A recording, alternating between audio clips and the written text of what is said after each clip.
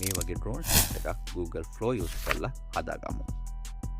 අපිට මේ drone scene එකට ෆොටෝස් දෙකක් use කරලා Google Flow වලින් කරගන්න පුළුවන්. මුලින්ම ඔයාලා Google Flow කියලා Google එකේ search කරලා උඩින් එන Google Lab link එක click කරලා ඔයාලගේ Gmail account එකෙන් sign in වෙන්න. ඊට පස්සේ මෙන්න මේ විදිහේ UI එකක් ඔයාලට බලා ගන්න පුළුවන්. ඒකේ මෙතන තියෙන new project button එක click කරලා project එකක් open කරගන්න. ඊට පස්සේ මෙතන එන interface එකේ පහළට ගිහිල්ලා plus icon එක click කරලා මෙතන තියෙන upload button එක දෙන්න. එතන ඊට පස්සේ ඔයාලට photo library එකට ගිහිල්ලා ඔයාලට අවශ්‍ය photos දෙක select කරගන්න පුළුවන්. මෙතනදී මම මේ photos දෙක select කරලා import කරගන්නවා. import වුණාට පස්සේ පළවෙනි photo එක විදියට ඔයාලට drone එක start වෙන්න ඕනි තැන photo එක දීලා දෙවෙනි image එක විදියට ඔයාලගේ drone එක නතර වෙන්න ඕන තැන photo එක දෙන්න.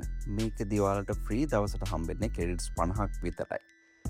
ඊට පස්සේ මෙතන තියෙන settings icon එක click කරලා ඔයාලට අවශ්‍ය settings ටික මේක හදා ගන්න. මට මේකේදී videos කියන එක මම මෙතන select කරනවා. ඊට පස්සේ frames නැතුව ingredients කියලා select කරනවා.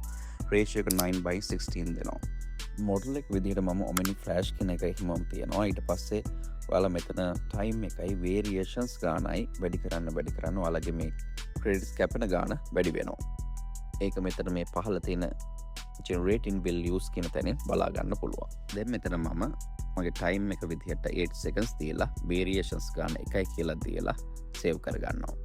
දැන් තියෙන අපිට prompt එක දීලා මේක send කරන්න. මේ දෙන prompt එක මම comment section එකේ දාලා තියන්නම්. ඔයාලට copy කරගන්න.